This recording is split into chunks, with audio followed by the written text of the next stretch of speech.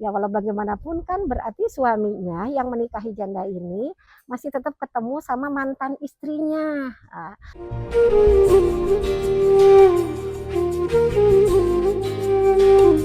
Assalamualaikum warahmatullahi wabarakatuh. Masya Allah ya, dalam hidup ini terus silih berganti seperti pergantian siang dan malam.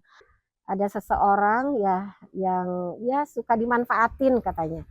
Yang dimanfaatin itu adalah suaminya. Jadi seseorang yang menikah terutama karena masalah finansial terus kehilangan pekerjaan, sulit sekali mendapat pekerjaan, terus saya memakai hijab selama saya tidak bekerja, suami saya menanggung semua kebutuhan. Maaf ya, ini di lewat-lewat.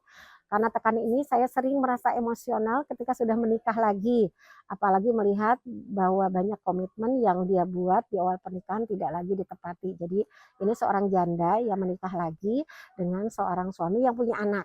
Jadi ternyata dia itu tinggal di ya ini yang janda ini tinggal dengan apa ya, dekat dengan mantan istrinya ya. Waduh, gimana nih? Dan menginap di rumah ibunya berdekatan dengan rumah kami ketika saya merasa tidak dianggap. Oh, ya walau bagaimanapun kan berarti suaminya yang menikahi janda ini masih tetap ketemu sama mantan istrinya. Dan tetanggaan, coba bayangkan. Nah, teteh saya hanya ingin memulai pernikahan yang bahagia dan tidak ingin gagal lagi. Oh ya, karena sudah pernah menikah ya, nggak mau gagal lagi. Saya tahu manusia tidak luput dari kesalahan.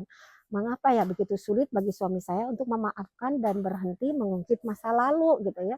Saat ini suami jarang pulang ke rumah.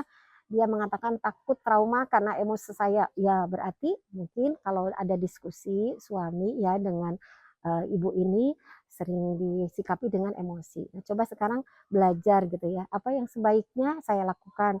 Bagaimana saya bisa memperbaiki keadaan ini? Baik, pernikahan dengan orang yang sudah pernah menikah, itu kan ada mantan, ada anak yang dibawa, tentu resikonya berbeda.